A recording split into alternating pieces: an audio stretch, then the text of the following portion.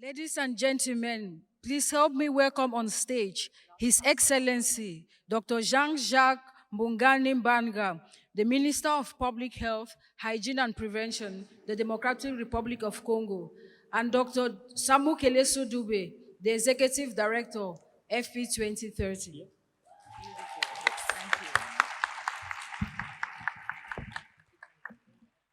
Welcome, everyone. Welcome. I do hope everybody is great, up and early, and good morning. My name is Dr. Samuel Sodube. I am the Executive Director of FP2030. I am so thrilled to be here today, and this is my first ICFP conference ever. And I know many of you, it's not your first, and I do hope that it's not going to be your last conference. We are here today to talk about the power of commitments. Ladies and gentlemen, we know what a commitment is. A commitment is that intentional response to what you see as a need that you have to change in your lifetime. What do we mean by a commitment at FP2030? At FP2030, a commitment is a promise to yourself, a promise to those around you. And here at Pattaya, it's a promise for your daughter, a promise for your sister, a promise to the mothers, women, and girls across the globe. It is a promise to take specific action to increase use of voluntary rights-based family planning worldwide. When you make that commitment, we also make a commitment to you, to support you as FP2030, to connect you with your peers, to keep track of your progress, to hold you accountable, and to celebrate all your achievements for all the world to see. I am thrilled, ladies and gentlemen, to tell you that these commitments are coming in from everywhere. Just last night, we celebrated a host of new commitments for those of you who were there, and you did dance the night away, isn't it? Such a commitment from Organon, who really are committing to making sure that they prevent 120 million pregnancies by 2030. That is a promise. That is a commitment. We saw commitments from Germany, financial commitments that they say they're going to renew, they're going to make sure they continue. We do celebrate a new kid on the block, a commitment from Namibia, who in our previous era as FP2020 did not make a commitment, but now they made a commitment to join this movement and make sure they make better for women and girls in Namibia. We also saw some people making personal commitments. For example, DJ Moores, who said he has made a commitment. Will you today make that intentionality statement in your heart to make a commitment to do better for women and girls across the world?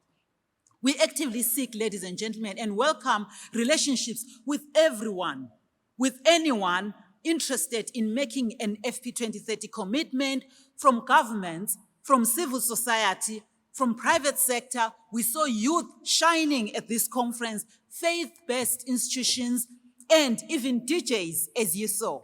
So a commitment to us is a promise. And when we say we are committed to progress, what do we really mean by progress? I will give you a preview of this year's FP2030 measurement report later on, to be released in January in 2023.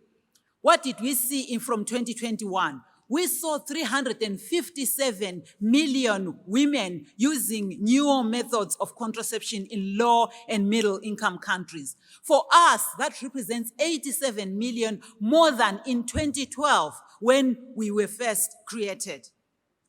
And we know what those figures mean. In just 1 year, ladies and gentlemen, the use of family planning prevented an estimated 135 million unintended pregnancies and 28 million unsafe abortions, and saved lives of 140,000 women.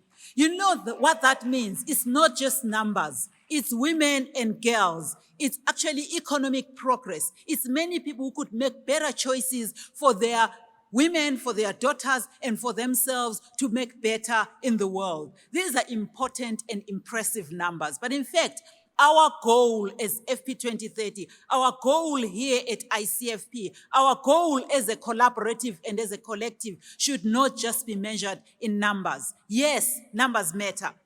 But our goal is to enable voluntary, modern contraceptive use by everyone who wants it, achieved through, number one, individuals' informed choice and agency. Agency is important because it says, I'm doing this for myself. You know, Natalia, you said yesterday that women do not go and access contraception because they want to prevent an unintended pregnancy.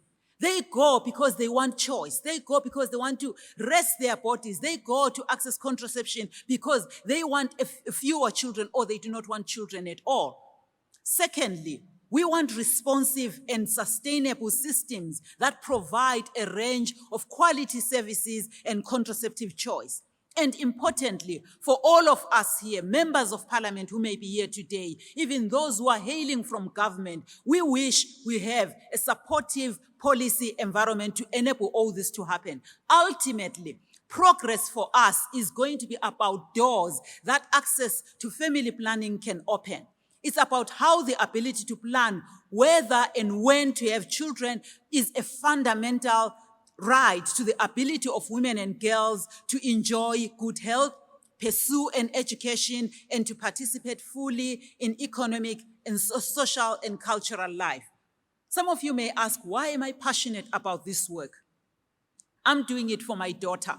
She's 16 years old. I'm doing it so that she can have a better world. I'm doing it because the conversations that we have together about sexuality, about whether if and when she would want to ever have children, about the economic investments that I'm making in her so that she becomes a global good to the whole world, so that indeed she can participate in whatever she wants to do as a young woman and as a woman in the future. Yes, you know, she blocked me from Instagram and she said, you know what, I just want my own space right now. And I give her that right so that she can choose whoever she wants to be. I'm doing this work to create a better world for Matilda. Access to family planning, ladies and gentlemen, is a human right. It is essential to women's ability to exercise all her rights. Matilda should go to school. She should be able to build a career. She should be able to care for her family in the future as best as she can. She should be able to learn and grow and create and dream and know that the world is her oyster. It also means it's essential to our ability to withstand and recover from crises, which we're seeing unveiling and globally. Whether natural or man-made, women should be able to be given tools to recover from crisis. None of this should be controversial. But it often is in many of the countries where we hail from because at a fundamental level, access to family planning is about shifting power.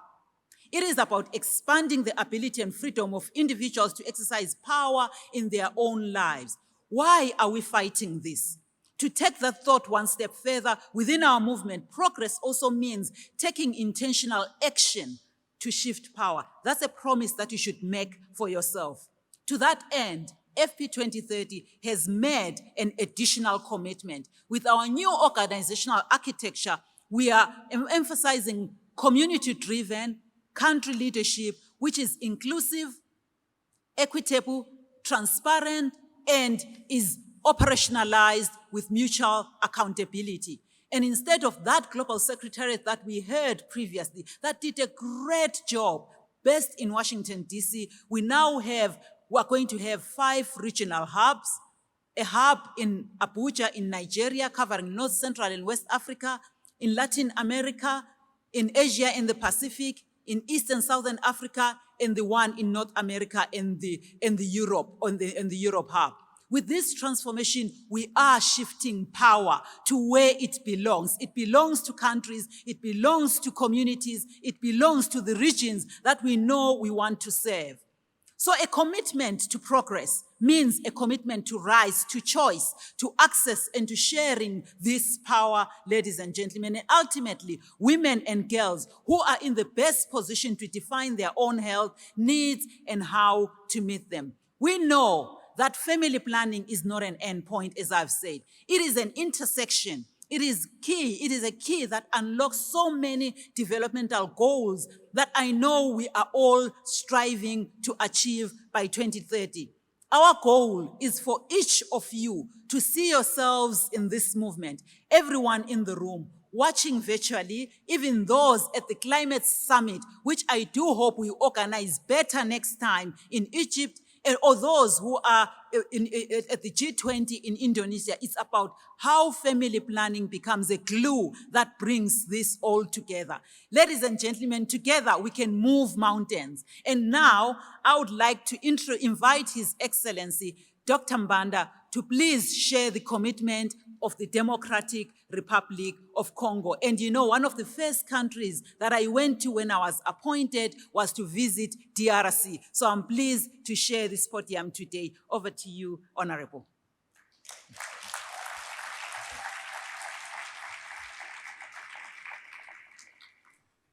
Thank you. Thank you so much. Welcome, everyone. Good morning. I am Dr. Mbungani, Minister of Health in DRC. But let me continue in French. I'm so easy in French, but I hope that you can follow me.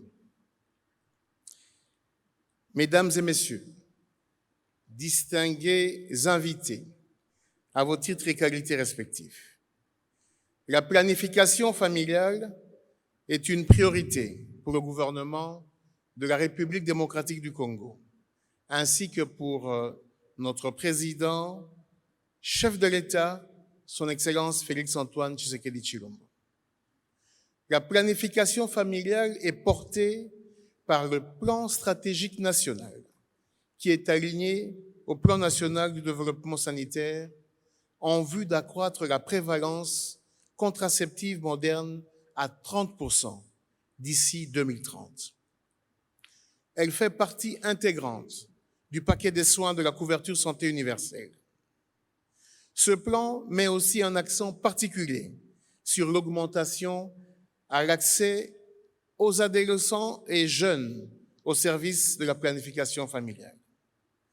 Pour en assurer le financement durable, le gouvernement en RDC a ouvert une ligne de crédit dans la loi des finances de chaque année, et cela depuis 2015.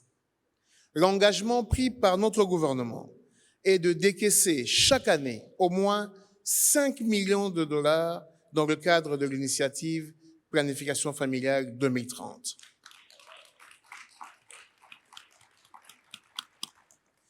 Pour cette année 2022, le gouvernement a décaissé 2,1 millions de dollars pour acheter les contraceptifs via le mécanisme d'achat groupé de l'UNFPA. Pour l'exercice budgétaire qui vient, 2023, le gouvernement prévoit un crédit de 7,5 millions de dollars pour l'achat des contraceptifs, afin de réduire les ruptures des stocks à tous les niveaux, en dépit du contexte particulier de la RDC, marqué par une guerre qui lui est lâchement imposée à l'est de la République. Bien que le gouvernement prévoie de dépenser au moins 5 millions pour l'achat des contraceptifs, ce qui fait d'ailleurs de lui un des pays modèles en matière de financement domestique pour la planification familiale, mais le gap reste encore important. D'où la nécessité de renforcer le partenariat stratégique pour atteindre notre but. Il s'agit de mobiliser davantage les sociétés minières pour contribuer au financement de la planification familiale dans le cadre de la responsabilité sociétale des entreprises. Également, saisir l'opportunité actuelle des investissements mis en œuvre dans le cadre de la couverture santé universelle pour accroître le financement de la planification familiale comme intervention essentielle. Cependant, le gouvernement est ouvert aux discussions et à toutes les initiatives pour accroître les ressources domestiques, en l'occurrence le Matching Fund. Avant de clore mon propos, permettez-moi de remercier tous les partenaires traditionnels pour leur soutien et réitérer aux fondations Bill et Melinda Gates et Packard la nécessité de poursuivre leur appui pour la planification familiale en République démocratique du Congo. Je vous remercie.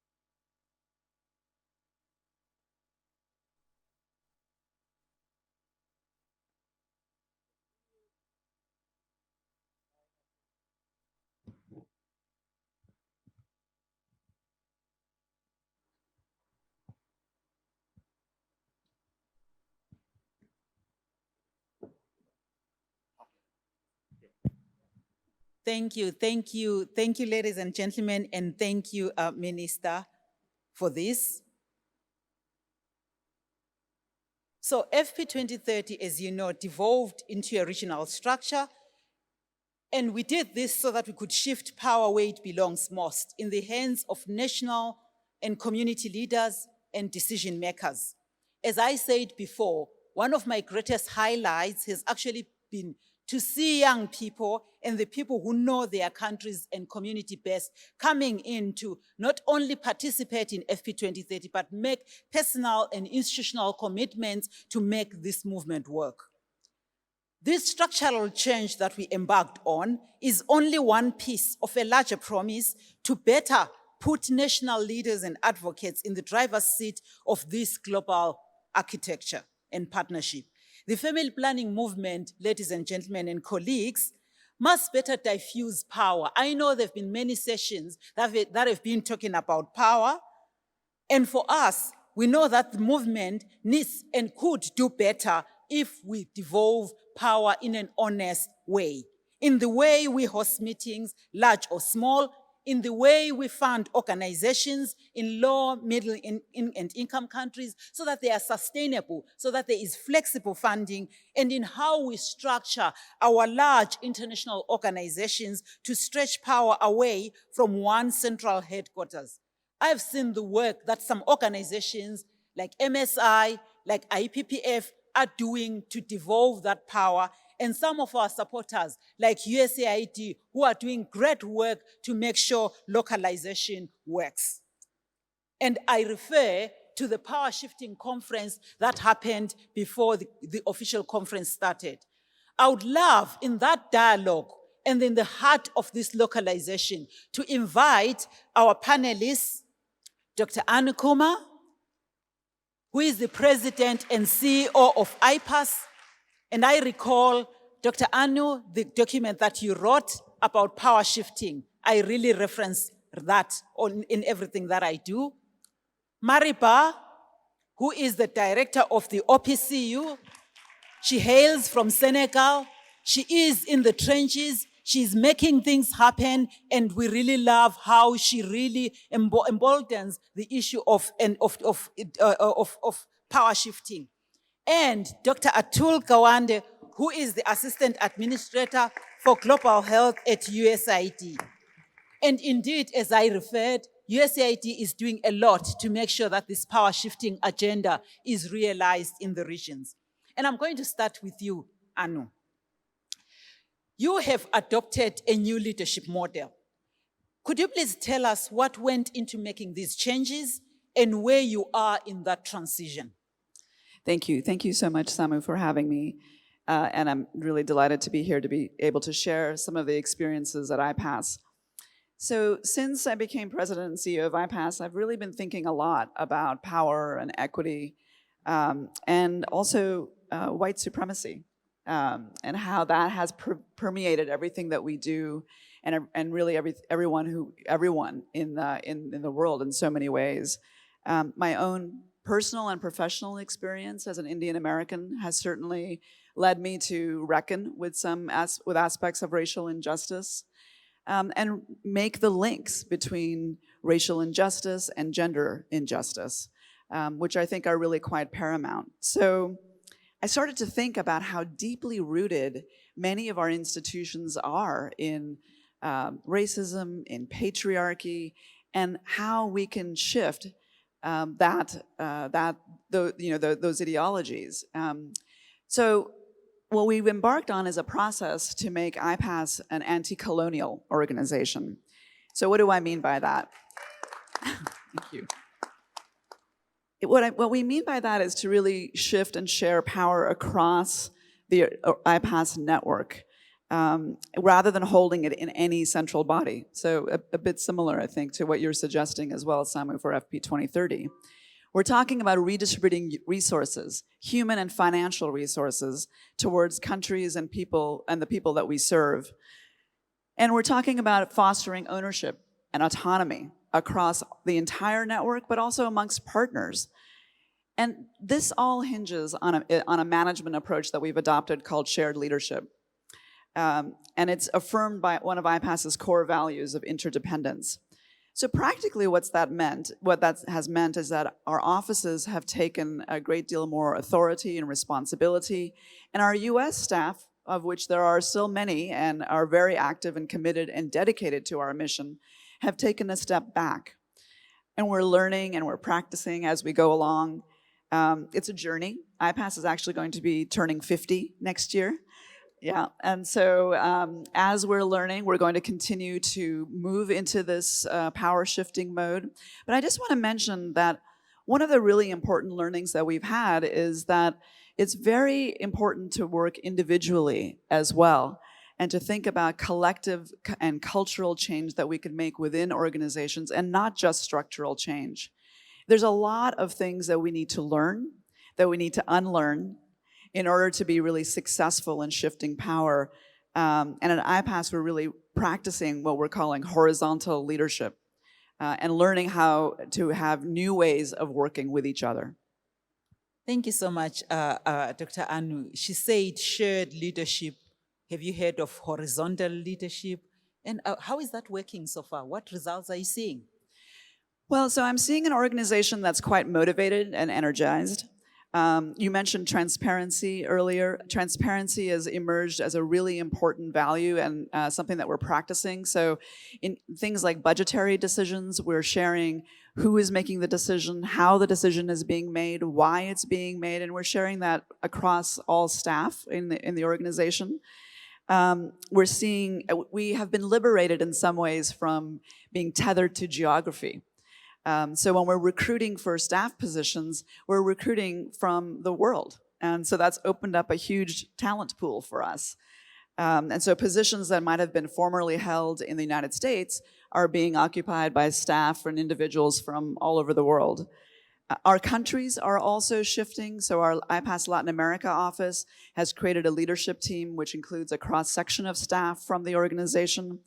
And we're leaning into, sort of greater flexibility in programming, the ability to raise resources everywhere, having greater cross-collaboration in the IPAS network that doesn't put the US in the middle of that conversation. But I have to be honest with you, Samu, that it hasn't been easy. It's so far we've been on this journey for almost 2 years, and those 2 years overlapped with COVID. And so it's been a bit exhausting and tiring for staff. But we do regular staff surveys, and one of the things that I've seen in our staff surveys is that our staff firmly believe that we're doing the right thing. Excellent. Thank you for those remarks. And I'm just going to turn over to Dr. Atul. USAID as an institution holds so much power around money. How do you make sure that you, as you are dispersing or you are allocating funding, you take into account communities? How do you take this into account when you're funding projects that are aimed to benefit communities with less power, perhaps with less autonomy, and who rely and look up to USAID to make these decisions? Young people, LGBTI groups, and rural communities, for example. Well, first of all, I echo what Anu said. is this is a journey, and USAID has not functioned that way. And we're in the midst of a major change towards localization and inclusive development, really led from the very top by Administrator Samantha Power. And the principles behind it, they have some metrics associated with it that we want to get to, where we've been 6%, really 94% international, NGOs and large multinational organizations, and only 6% locally led development, that we want to have 25% of our prime partners become local, and that we want 50% to meet our definitions of what it really means to be localization. So that means also tracking that where we have international partners, how much sub-grants are down at the local level, what local leadership we have, are we enabling government-to-government programs, et cetera. This is a journey because even internally, it's moving a fair amount of our funding in global health from centrally managed to decision-making at the mission level. It means elevating foreign service nationals who work for us to have leadership positions more and more, and then moving out, supporting the capacity and development over longer periods of time of local organizations, and creating the partnerships with governments and outside of the governments to make it happen. So, the move by FP 2030 to regional hubs is reflective of this larger movement that is going on, and we couldn't be more supportive. Thank you so much. Maybe how is it working in your own words? How is that working? Well, what I would say is a couple of things. It is a journey, and it involves moving USAID, which is a large number of people to start with, 2,500 or so in our health sector, spread across almost 100 countries. That alone is a lot, but then there's all the programming that's done. But it is reflected in the ways that we even see leadership being chosen in the US government, John and Kengasong being a great example, and the ways we're developing leadership. And then also how we have to change our processes. But I'll say, one of the key things I think is related to why we are so supportive of what FP 2030 is about, how this the movement around family planning is occurring. And so I want you to know that today the United States government and USAID will be announcing a $15 million commitment to FP 2030 over the next 5 years. Thank you. And I want to say we're specifically supporting the regional hub architecture because of our commitment to making this vision work. The effort of regionalization is reflected in the development of many ways that other organizations are shifting, and we could not be more supportive for moving in this direction. Thank you so much, and we appreciate the support from USAID. And I'll turn to you, Maripa. Maripa is the director for the OPCU, and you are working in several countries. So when you're talking about power shifting, it also means how you work across these countries. Maybe for me, it's how do you ensure that power is shared amongst the countries where you work in Francophone West Africa? Right, and my answer is going to be twofold because there's, as a partnership, it's a partnership between those 9 Francophone West African countries, but also a group of donors who've been funding family planning. So the Bill and Melinda Gates Foundation, the William and Flora Hewlett Foundation, USAID, UNFPA, Canada, the Kingdom of Netherlands, France, and I might forget a couple. But the idea is, from the get-go, we were set up as a partnership, not a project, so it made it easier to have a 50-50 or at least an equal share in the partnership. So we had to learn, because even for me as the director, who was born and raised in Senegal and studied in the US and then went back to Senegal, we had to relearn some of the power sharing that we had within the partnership, where sometimes a lot of the decisions were being made from the donors with good intentions, with also this perspective of knowing well the region enough, but the decisions weren't so much coming, or at least we weren't hearing the voices of the countries as much. And so we've shifted our thinking in the past 2 years, and COVID actually helped because it took away some of the activities and the running around that we were doing in the region and just rethinking the way we were working from home. And so we have a new governance model now where in the advisory board, we have representation from local civil society, from our directors of maternal and child health. And so that gives equal voices within that board for the countries and for the donors. Now, if I shift to the power sharing among the 9 countries, there is this healthy competition that we've instaured between the 9 countries, and it's really a beautiful partnership. And I'm not just saying this because we're in a conference, but it's, you have, some of our countries are unfortunately lagging behind because they're dealing with other sorts of crises, either humanitarian or for security reasons.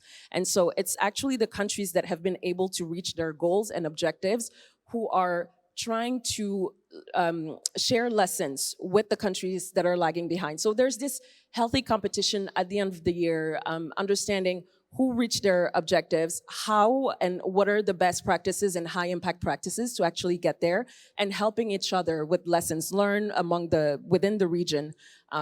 Because at the end of the day, it's a common objective, and there is this sense of accountability from each of the 9 countries.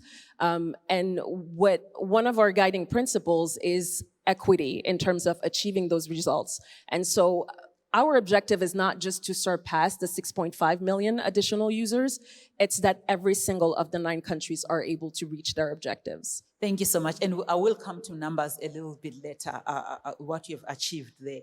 Maybe I will just turn to you, Anu. You work to build enabling environments from policy, funding, patient care across the world. As an international NGO, I am wondering how you strike a balance, right? To ensure these systems are responsive to local needs, they are actually locally led. And how does your structural shift actually help you? And how has it helped you to actually achieve those goals? Yeah, so you're right. Our work to build sustainable abortion ecosystems is holistic. It's comprehensive and involves multiple stakeholders. We analyze which factors impede or help individuals' ability to access abortion care. And we hold and know that local stakeholders are critical to that. So we're interested in galvanizing commitment, accountability to abortion rights, and really respond to local needs. And that's best done through our country staff. Who convene local stakeholders, everyone that's interested in the abortion ecosystem, everyone from donors to governments to civil society organizations, to really analyze and address and see what needs to be done and what are the strengths and weaknesses and who can best address the needs of that particular location. But I have to say that as much as we can change our own structures and our own ways of operating and the way that we partner, IPAS is a relatively small organization in the grand scheme of things. And there are much larger forces at play. Indeed, I would say that one of the most significant barriers to our success is the Helms Amendment, which is a colonial and racist policy that's imposed by the US government on millions of people around the world. The 1973 Helms Amendment states that US foreign assistance funds cannot be used for, quote, the performance of abortion as a method of family planning, end quote. In practice, the Helms Amendment is applied as a complete ban on abortion-related services and information. It applies to all US funding for governments, NGOs, pooled funding mechanisms, and humanitarian assistance. If the Helms Amendment were repealed, it's estimated that 19 million fewer unsafe abortions would occur and 17,000 fewer maternal deaths would occur every year, according to data from the Guttmacher Institute. And that's very likely an underestimate. We're just a week away from the US midterm elections, where abortion referendums were on the ballot in multiple states. And in every instance, abortion rights were upheld. Exit polling indicates that abortion was a motivating factor for voters. And this is in line with IPAS research that shows that 9 out of 10 Americans do not support abortion bans. So why does the US government keep imposing this ban on the world? To me, that's a demonstration of ideological domination of one power over millions of people. The Helms Amendment actively discriminates against Black and brown women who live thousands of miles away from the United States. And each day that it is in place, the US is tacitly contributing to the 35 million unsafe abortions that occur and the tens of thousands of resulting deaths and injuries. It's a major power imbalance that I think we as a family planning sector have to really come to grips with. And also to think about the waste of resources when you have abortion care separated from other reproductive health care. So yeah, we work on abortion ecosystems, but I think we are all concerned about reproductive health ecosystems. And the largest donor in our field is actively hindering our ability to achieve our collective mission. And this has to change. Well, thank you, Anu, for that. So we know that power comes in various forms, and I'm thank you for that. I'm interested also in hearing what is happening in the OPCU, where it's another unprecedented success story, Maripa. There in 2020, these are some figures that I had. There were more than 3.8 million additional voluntary users of family planning in the region, far surpassing the goal that you had of 2.7 million. And for me, that's success that we should also celebrate. It could never have happened without the local buy-in that you actually institutionalized, from country policymakers to service providers, and even to women themselves who use family planning. What has OPCU done to ensure that these changes happen from the bottom up, community-driven, and they are institutionalized even in difficult operating environments, some of which you have also, Anu has highlighted? Right, and I think the number one reason for us of that buy-in was actually ownership from civil society and from youth movements. And that's why we're working increasingly with being even more inclusive of the types of civil societies that we're working with.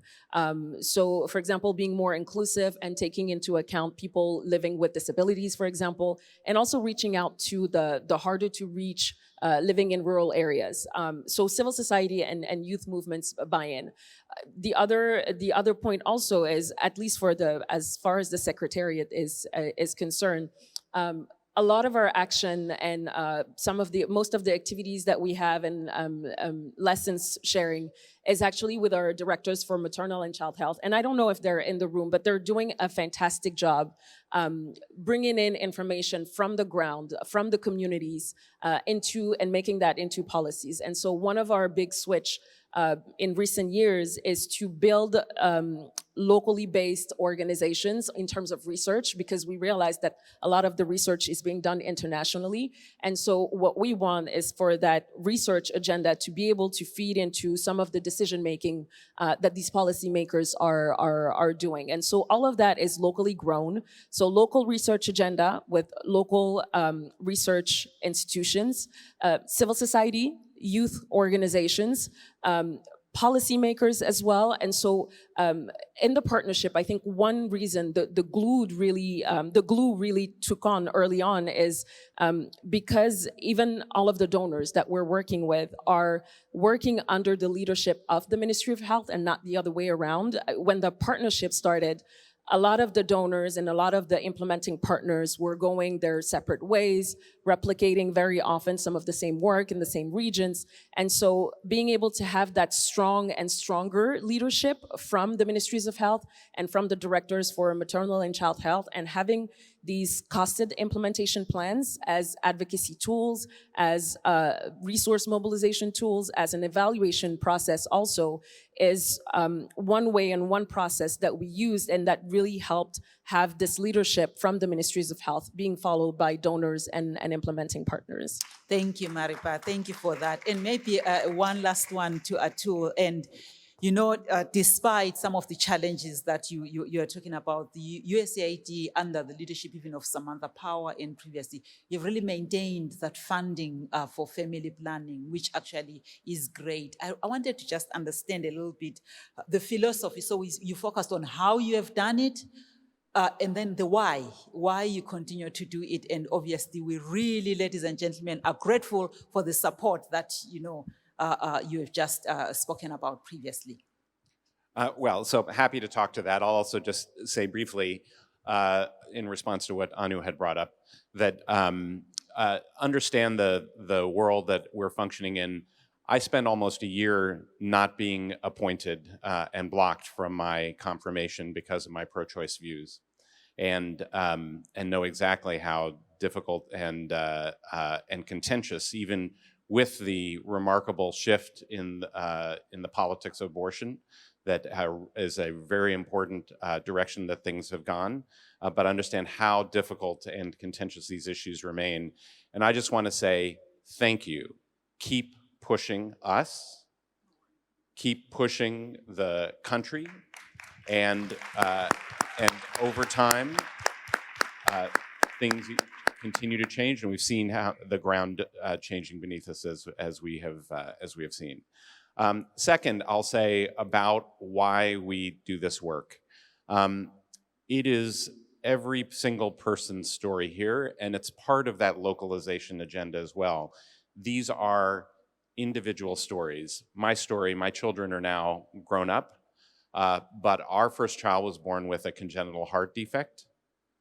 And that ability to have choice about when we were ready after we have a child with challenges that we never expected in the midst of my own career and my own wife's career development, when we could have and decide to have our second child, and to have that control and that power was absolutely critical.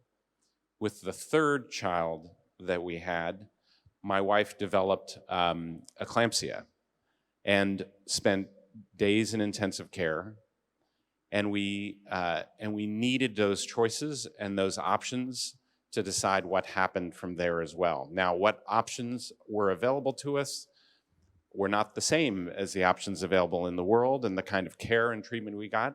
And it should not depend on who you are, where you are born, how much money you have, in order to have these choices, in order to develop your own life, your own careers, your own opportunity to decide when you will have your children, how many you're going to have, and in what type of spacing. That is the slogan, but it is real lives every day making these choices, every one of you and others. And so that complexity, how that unfolds on the ground, how that is made to happen country by country, is enormously different even within countries.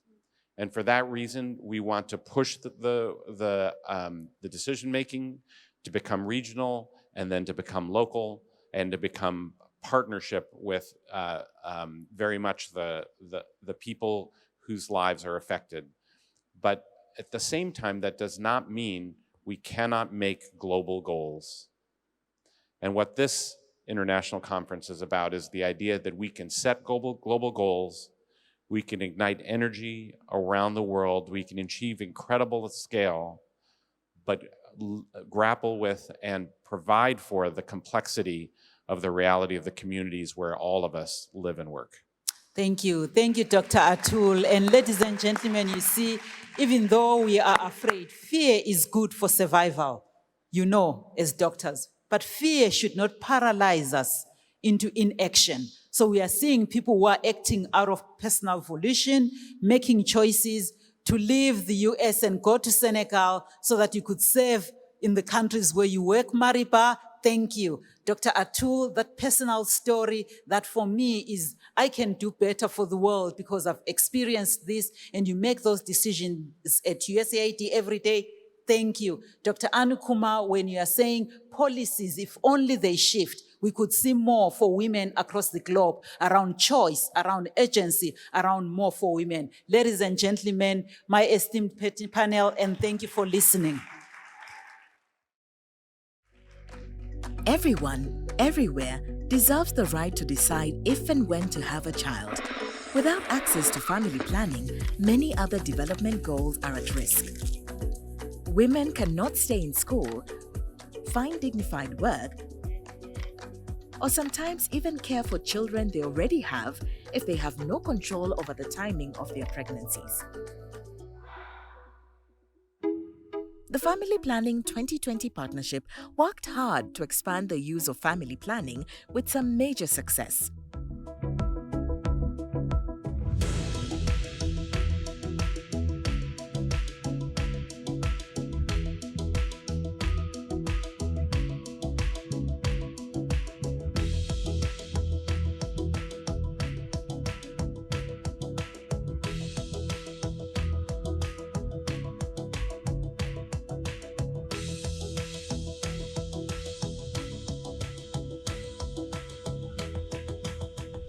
But if we look at the wider picture, we can see that progress is not being made unilaterally across the globe. As a partnership, as a movement, we need to do more. That's why we've taken the step to decentralize FP2030, moving from one headquarters in Washington, D.C. to 5 regional hubs globally. We believe this puts the power of our partnership in the hands of the people who know exactly what changes are needed to build stronger, more inclusive, and more resilient family planning programs. My name is Dr. Sheila Macharia, and I'm the new Managing Director for the FP2030 Regional Hub for East and Southern Africa. Our host organization is Amref Health Africa. The new structure of FP2030 has brought decision-making much closer to where the issues are. By setting up regional hubs, it provides an opportunity to have very close engagement with countries, with leadership there. It provides an opportunity to better understand the context in which the health sector and other development sectors are operating, so that even as we advocate for family planning, we're very cognizant of those challenges and we can be relevant. What I would like to accomplish in this role is to be a leader who builds a hub that is a credible voice in the region for women and for families. I want us to be a voice that is known and a voice that is remembered, and also a partner that is readily invited to the table because of the value that we bring. And also that we begin to get some lessons on how to appropriately handle health services like family planning when you are in fragile settings of conflict or those that require humanitarian assistance, because that is something that characterizes this region. My name is Fenisura Chimanan. I am the Managing Director for FP2030 Hub for Northwest and Central Africa. I'm based in Abuja within the Population Council organization. Across the region, more than 60% of your population are under 25 years old. That might be an issue, but also that can be considered as an opportunity. As an opportunity because if we ensure a well-structured policy that allows us to educate them, to empower them, and to employ them, that they become an agent of economic uplift for the country. That is the way to go. And for that, family planning is central. When a woman or a girl have access to family planning, she can shape her life, have more education, good jobs. A woman empowered is very instrumental for the development of the country. The evolved FP2030 partnership will emphasize localized leadership and still remain entirely committed to the rights and needs of women, girls, and anyone who wants to control their pregnancies.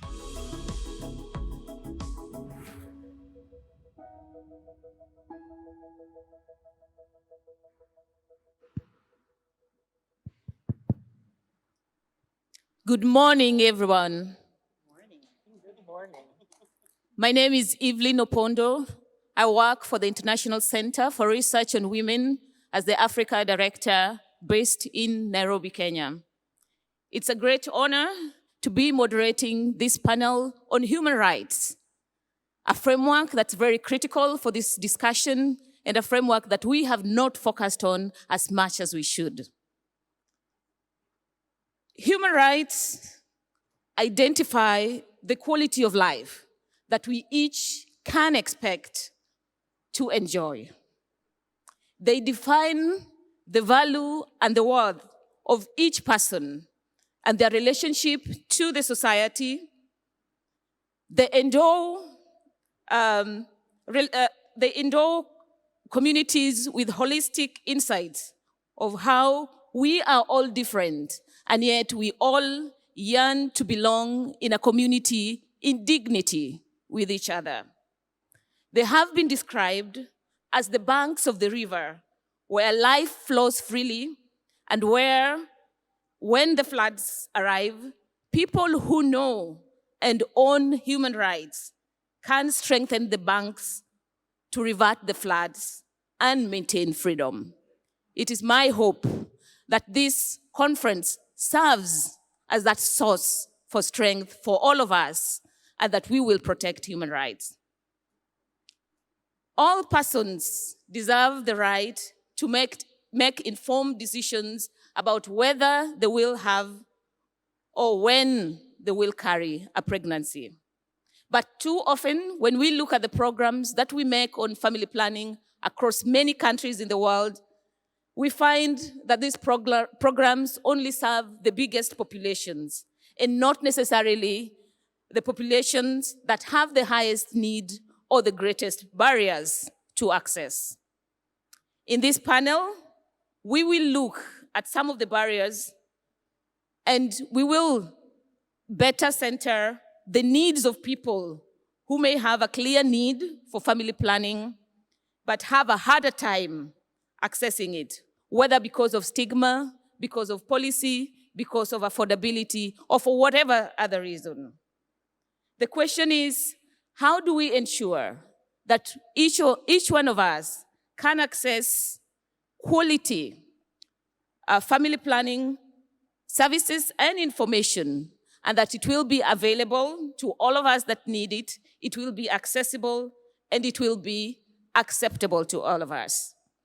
And even as we pick the phrase family planning, I am reminded of the opening ceremony when Dr. Kanem reminded us that we do not only use contraceptives for purposes of planning family, that some of us may want to engage, for example, in sex just for pleasure, and that is okay.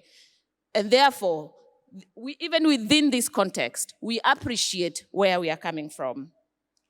This morning, I'm very honored to be moderating to be speaking with this very distinguished panelists.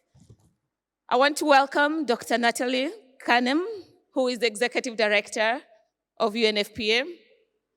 Please help me in welcoming her. I also want to welcome Latanya Mapfret, who is the President and the CEO of Global Fund for Women. Welcome, Latanya. I also want to welcome Avli Kare, who is a queer rights coordinator and working for YP Foundation. Welcome, Avli. I want to start with you, Dr. Kanem. In your speech at the opening ceremony, you reminded us of the centrality of human rights and why it's important for us to adopt human rights-based approach in family planning. How is UNFPA operationalizing a rights-based approach to family planning? Well, thanks so much, Evelyn. I'm excited to be here with Avali and Latanya and to be talking about rights and justice and freedom, as you mentioned. This is all part of the aim that we have as human beings, to be able to, quote, live life in larger freedom, end quote, which is at the beginning of the United Nations Charter. So for UNFPA, rights and choices is the slogan that we stand by, precisely because a human rights-based approach to family planning is what women have demanded, and it's also what makes sense for governments, for communities, for families, and for the individual. In theory, and you've mentioned, Evelyn, this right to be able to plan when, whether, with whom, how often, is codified in international and human rights treaties. So let's look at the data. And what we see is that the words on the paper have stayed there. In fact, it's not a pretty picture when you look at the reality. 1 woman in 4 in our world is unable to say no to sex. And another 1 in 4 are unable to make simple decisions about whether or not to go to the clinic, to the nurse, to visit the doctor.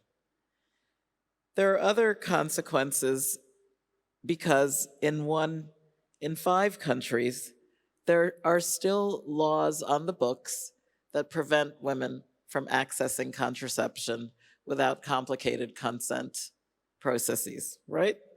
So if you have the right, you have to be able to express it, and it also has to give access, fair access, as you've said, and also the choice, the expression of this right and choice should be for quality services. So for UNFPA in the 120 countries where we work, this is a preoccupation of making the paper come to life. We've committed to a human rights-based approach in all our programming, and as we launched our new family planning strategy here at ICFP, we're emphasizing equality as well as quality and accountability. And we're also putting our money where our mouth is, because over the 4-year period of the strategic plan, which Diana Keita has led at UNFPA, we're committing 40% of our program resources over those 4 years, and that's going to amount to $1.7 billion to accelerate progress towards rights-based family planning. And I'll just add that human rights are at the center of this work because we see examples, as UNFPA is advising ministries and working with health workers on the ground, of adolescents, for example, who cannot exercise their right freely, and there's a whole rigmarole of who has to say yes before you access youth-friendly services. In certain countries, like Philippines, we've actually surveyed the rights base from the perspective of the user to find out what is it that women think are barriers to rights-based family planning. And there we found that things like fines that were imposed if you didn't get to your appointment on time, et cetera, were hindering people from accessing their right, and government decided to change policy and procedure accordingly. So I think as we advise member states, the vision really centers on the ICPD Cairo principle of putting women at the center of development and also making sure that discrimination doesn't bar women in need. So you would have heard UNFPA in every single instance defend the rights of people with disabilities, the rights of so-called key populations, LGBTIQ, people who work in sex for a living are more vulnerable and need to plan. And similarly, for people of African descent, for women in indigenous communities, and so many other factors of geographic location, poverty, we have to make sure that we leave no one behind by looking at the rights of those who today are most furthest pushed behind. Thanks. Thank you very much. Indeed, access for adolescents remain quite a bit of a challenge, even in countries where we have what seem like progressive policies or even progressive laws. And you have spoken about accountability. How do you look at accountability? Accountability is extremely important because we've got to prioritize and we've got to make sure that we're applying our resources where they're going to have the most impact.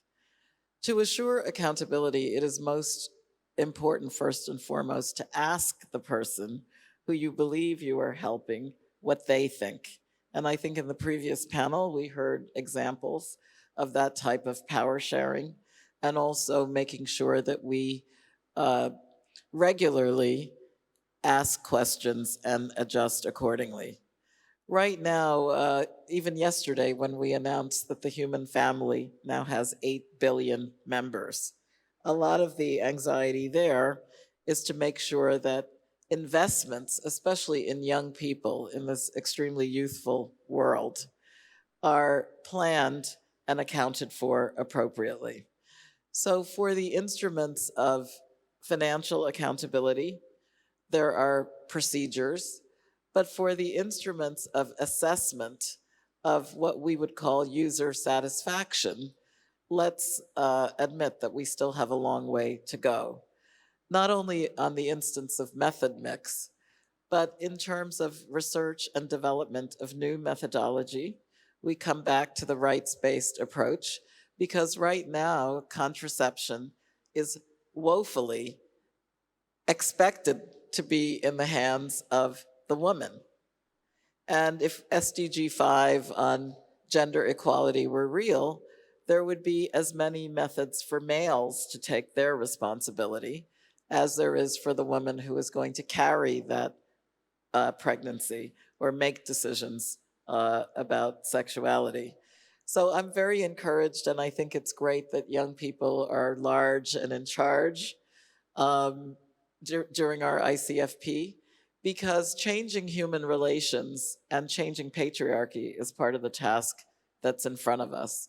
And I believe with Dr. Samu's leadership, I'm a proud board member of FP 2030, that we are going to accelerate progress. We're not going to be here 50 years from now saying the same things that Dr. Anu was alluding to. A lot of our push, our movement began 50 years ago. UNFPA is 53 years old. And what I want is for rapid acceleration, and accountability is going to help us to get there. Thank you very much. Now, Latanya, I'll come to you. Yes. Next.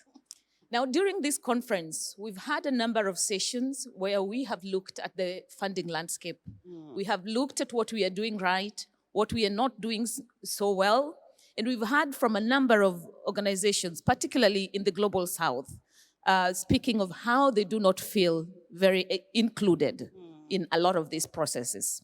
Now, for you as the president for the Global Fund, an organization that invests in SRHR, how does inclusive donor structures build a strong and inclusive movement grounded in human rights? Yeah. Thank you so much. It's such a pleasure to be here with my sisters, and like many of you, I've been at ICFPs from the beginning, and the stages are looking different. The leadership, as Dr. Khanum talked about, of youth is looking better. And when we are talking about centering human rights, I think we are moving in the right direction. Of course, we still have a lot to do, but being up here, I think this panel of people and the panel before us is so important as we talk about these issues around human rights. It makes me think, a couple weeks ago, I was just in Fiji with 13 resource partners. That's what we call them, not donors anymore. We're trying to, sort of really even out, the landscape. And so we were 13 resource partners who had come along to meet women's groups that we support there. And these women's groups are focused on climate justice. They are not the reason that the sea level is rising, nor is it their fault that there's coastal erosion, but they are actually bearing the majority of the brunt of this. In fact, even one of the groups were market vendors. There's a network of women market vendors, and they were talking about the quality of the leaves that they use for actually braiding together these cultural mats and baskets that they use have changed. Something we don't think about much, but is a part of their livelihoods. And that's a part of when we're talking about human rights, including that conversation. So, these movements are inclusive because the group actually includes communities that are moving inland, but it also includes communities who feel like they should not move inland and want to protect their sea walls. And it also includes groups who want to do advocacy, particularly youth groups, who want to be a part of decisions that are made about them. All of these groups, though, share that because they're women's groups, they actually have parts of their mission, whatever the focus is, around sexual and reproductive health and rights. It's because that's what women do. And we'll talk more about the intersectionality of that later, but as donors of Global Fund for Women, we're trying to take them on a journey of inclusivity to help them understand that they don't lead the process of working with these women. They follow, they support, they accompany and learn at the same time that all of us are learning. And so that means that we can't assume that we can make a strategy somewhere in the global north and that it should be implemented in the global south, and just using those terms because those are the ones we understand.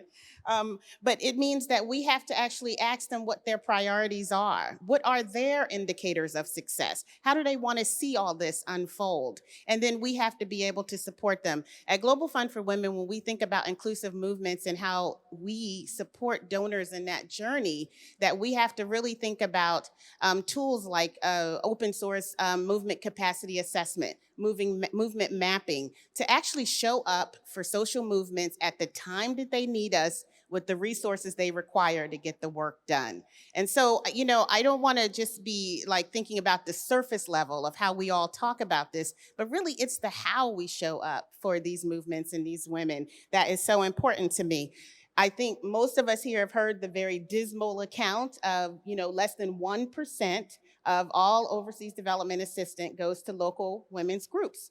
That is shameful. And we have to move away from that. We have to get better. I think our colleagues in the last panel also talked about how we do more, how we do better. I love hearing about the sort of focus of UNFPA as we move forward with family planning. But I'll end just with thinking about what that means when we show up, that this has to be flexible support, it has to be long-term support, and it has to be core support so they can use it for what they do.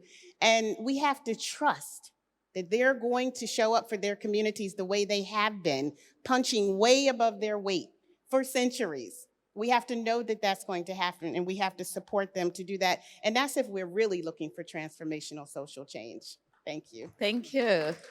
Indeed, we need to trust the women and those on the ground nearest to the problem. Thank you very much. Avli, I'll come to you next. Now, there is a bias in many global organizations and in many of the circles, and the major ones, in fact, that LGBTI populations are such a small group that we should not be focusing on their needs, or that there's no much need to include them in family planning programming. What are your views on this?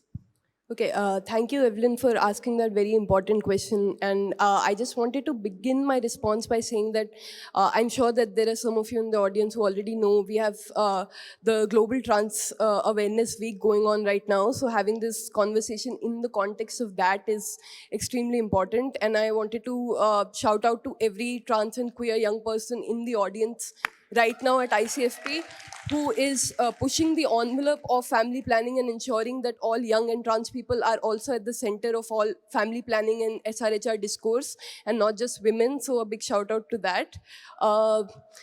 Of course, if I come to the question, this argument that queer people are and trans people are such a small population that they don't need to be centered in family planning work or SRHR work is an argument that at least those of us like me who are working on queer rights in India, and I work with this organization called the YP Foundation in India, and we primarily work with young people and adolescents on sexual and reproductive health and rights related issues, as well as queer rights. So as part of the work, we are familiar with this argument, primarily because back in 2013, the Indian Supreme Court had actually denied queer people rights in India, legal rights, equal citizenship in India, by making primarily like this argument that queer people are such a minuscule minority that they don't require legal rights, or that they don't need equal citizenship, and the laws that were criminalizing homosexuality, criminalizing queer rights, that law was not impacting a lot of people, so we did not need to challenge it. So this argument is actually quite,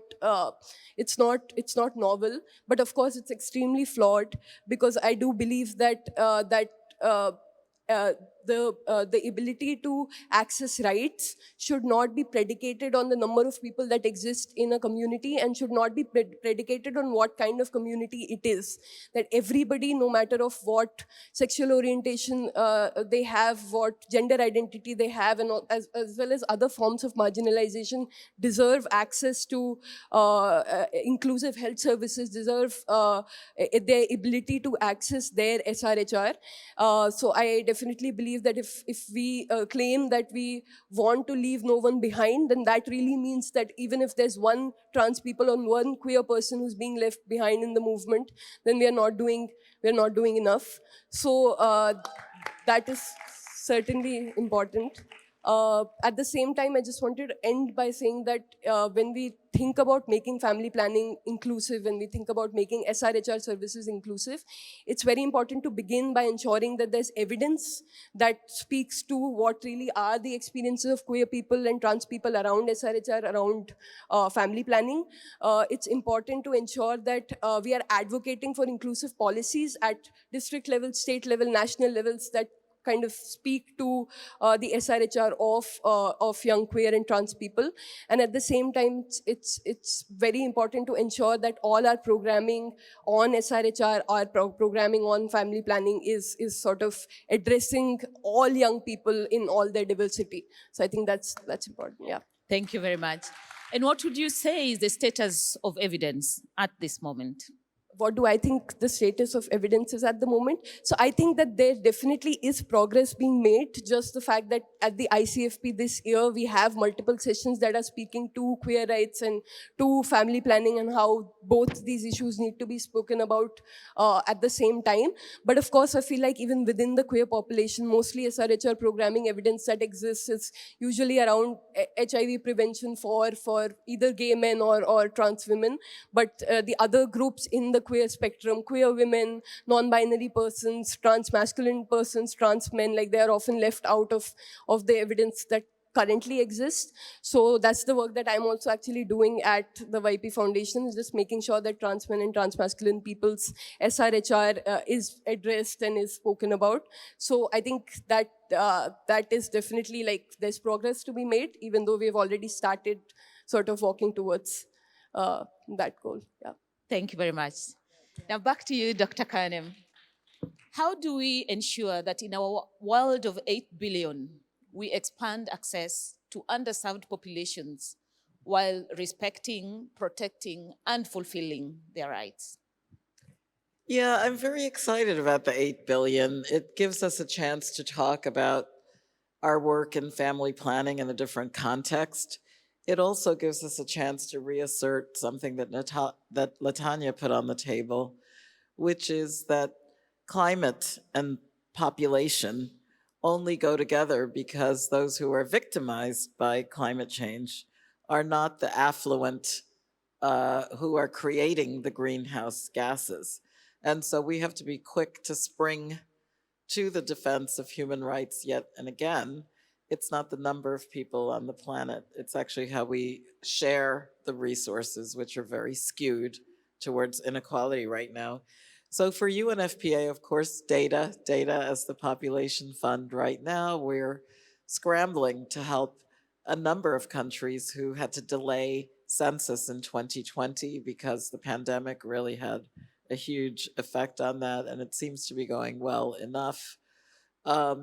But the disaggregation of data and asking the right questions, I think Avila put some of this on the table. We don't know because we haven't asked the right questions. We haven't done the rigorous research.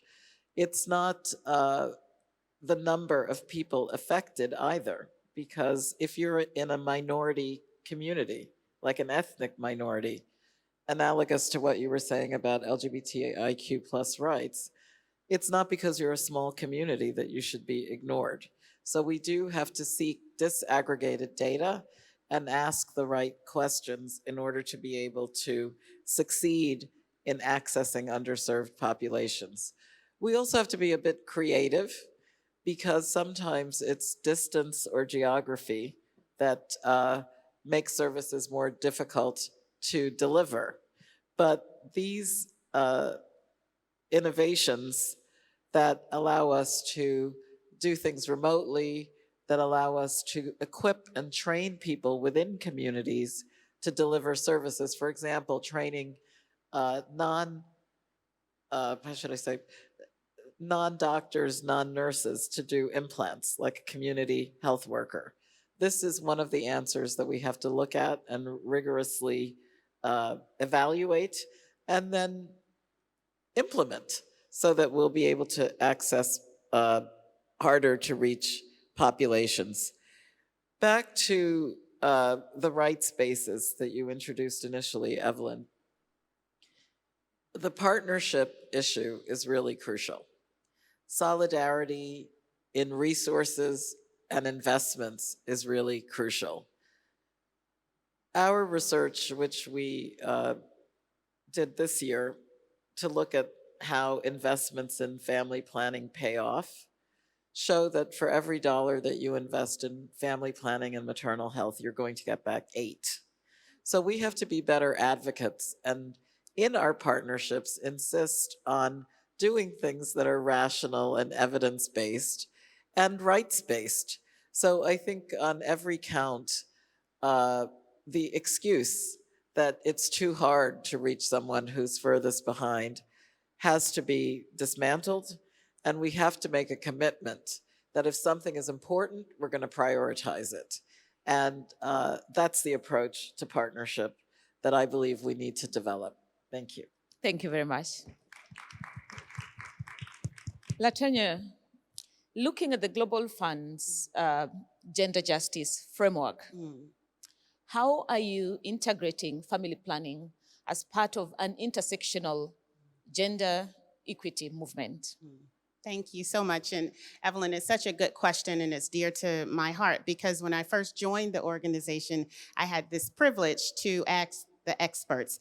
And so sort of the mother of reproductive justice, Loretta Ross, was one of my guides and advisors on thinking about this question of what is the gender justice framework and how does it work? And she and her colleagues told me to also talk to Kimberly Crenshaw, who spoke and speaks very much about intersectionality. And so that's the framing of which we came into this when we started looking at how do you define what we're doing in the work that we continue to do with movements around the world. And I would say that our gender justice framework is very much movement-led. And so it is being in a position to be able to let others guide the way that we move around this issue. And, you know, and from that place of talking to experts, we decided to just look at movements in the field. And I'll talk about one in the context of our youth programming here at ICFP and FP that FP2030 is doing. Mafali is a network of organizations that are made up of adolescent girls, and they're in Cameroon.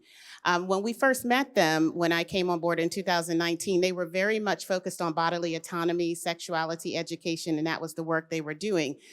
Then they were denied visas to go to a conference and started really focusing their work on amplifying voices of young girls and women in leadership positions. And then COVID happened. And so then they started really talking about with their governments and doing advocacy work around girls' education because they didn't want girls to fall behind during COVID.